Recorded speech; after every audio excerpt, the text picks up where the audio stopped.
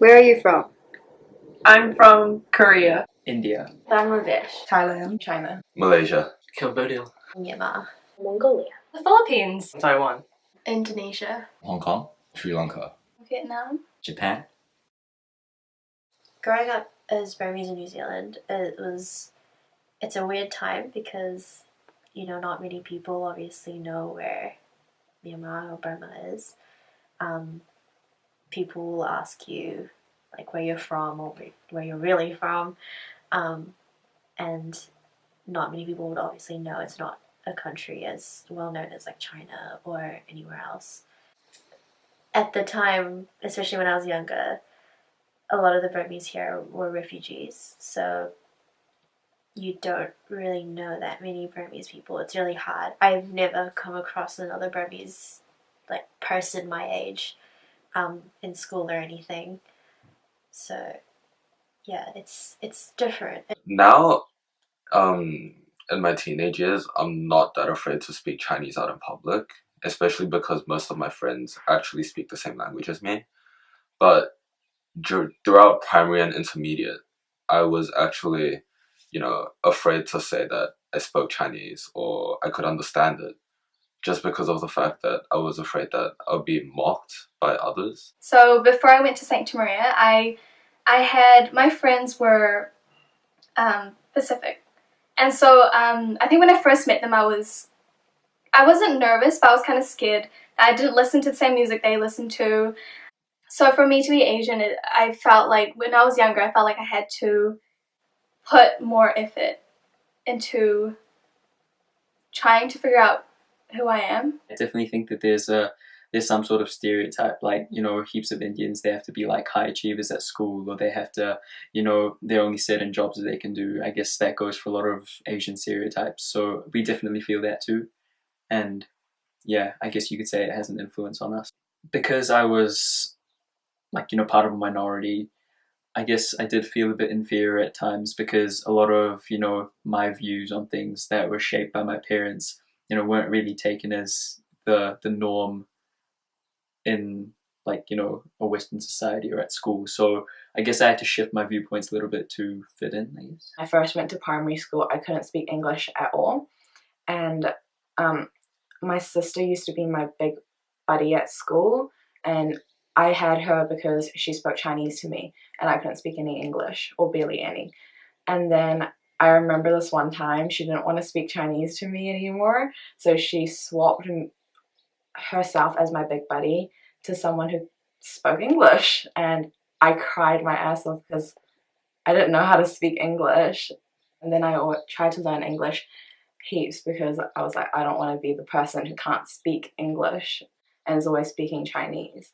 And that made me a bit shameful, I guess, that experience of being Chinese, just because I couldn't blend in with everybody else who was speaking English around me. When I hear Asia, even I just think about like China and like Japan and stuff. But India's just, I think it's because it's like a subcontinent, it's just not in the bracket of Asians, like they're separate. So yeah, when someone says Asian, I don't think of India. I think everyone knows that a Japanese person is meant to be super respectful, super diligent and all that. And yeah, I definitely felt from my parents, from my friends, that I needed to uphold this kind of stereotype. I did feel at times inferior, especially when I was a kid, just because, physically being Asian, you progress differently, you look differently, you measure up differently, and so I did feel inferior, and that kind of also stemmed into the being mentally inferior as well. Looking back on it now, I wish I didn't try to hide that I am Indonesian and that I've got Chinese in me. And I never liked the way that my eyes were smaller than most people's, and like my parents are more strict and they have more like, I don't know, rules, I guess. And so it's kind of hard, like when people go out to parties, like, oh, we're going out, like, oh, do you want to stay the night? It's like, I can't, like, my family comes first, and they don't understand that it's not like I can just disobey my parents. Like, it's a lot different. I think growing up, I was forced to do lion dance and go to Mandarin classes, and because I was forced to do it, obviously I hated it, you know. But growing up, I grew to really appreciate what my parents did for me.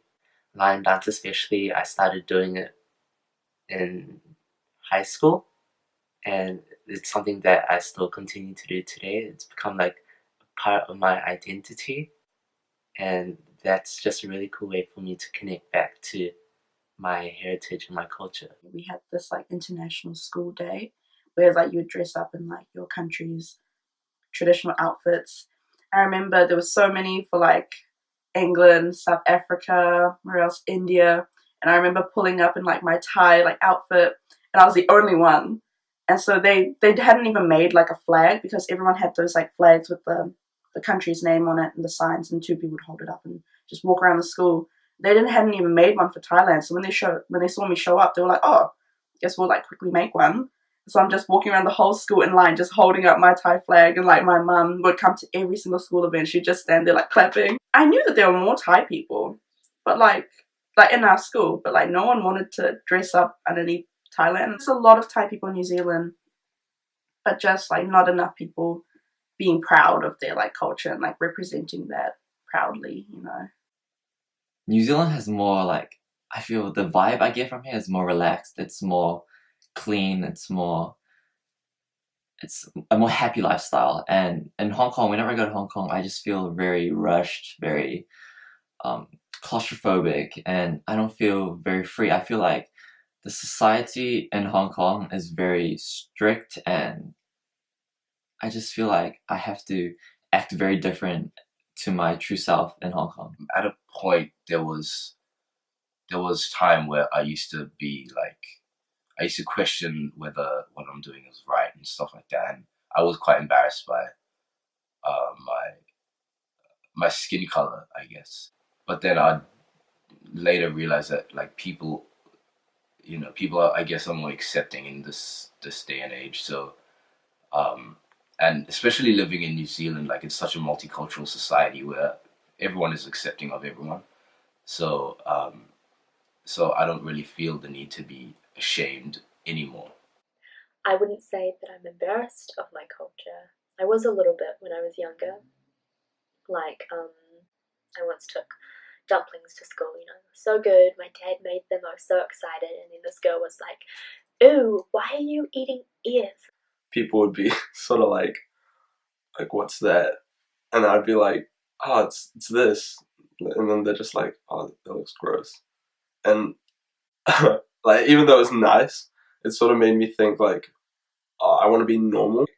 In my mind, it was like what everyone else was doing, and because everybody was predominantly like Western, it was like sandwiches and stuff. So you really need to get accustomed to the food. Like, you need to grow up with it instead of just like trying it for the first time. So that's why when my friends come over, I would try to always order pizza or pasta or something that was like European instead of like getting my mum to cook.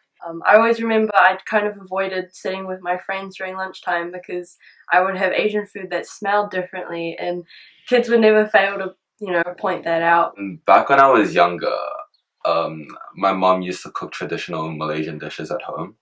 And for those of you who are Malaysian and know sambal, the smell is quite strong.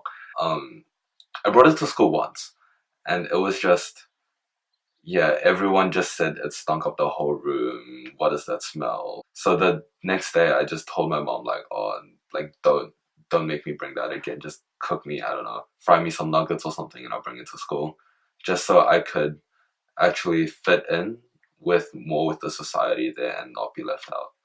Like, coming to New Zealand, I just found it real strange, like going out to dinner, Asian people, we would honestly order like 3 to 5 things and then like share it across the table. When coming to New Zealand, going out for like party dinners, everyone was just like, okay, pay for your own meal, everyone get their own meal. Yeah, when I was younger, I was definitely embarrassed to bring Chinese food to school, and not just because it smelt different or something. It was like my parents would maybe put rice in a container, something so small, like you had to microwave the rice, and when like Western people, they bought sandwiches, you didn't have to. And it's just something like that small thing that I had to microwave it. It made me feel different. I just know that whenever I did bring anything related to like Japanese culture or like expose it to my friends, I feel like they would overreact in such a way because I don't know, it's kind of a cliche thing. A lot of Japanese items, a lot of Japanese foods are not overhyped, but like the Western society likes it a lot and they kind of wow at it every single time. Hi again, thank you so much for watching part 2 of What Does Being Asian Mean to You? If you haven't already, please go ahead and watch part 1 of this documentary, which is linked beneath this video. Thank you all so much for the support I've received so far with this documentary. It means a lot to me to be able to put this idea into a reality. Editing the specific section of the documentary, it became sort of apparent to me that we're all living different versions of the same Asian childhood in different households. Anyways, please subscribe or follow my Instagram to keep up with the rest of this documentary. And as always, keep being proud to be Asian.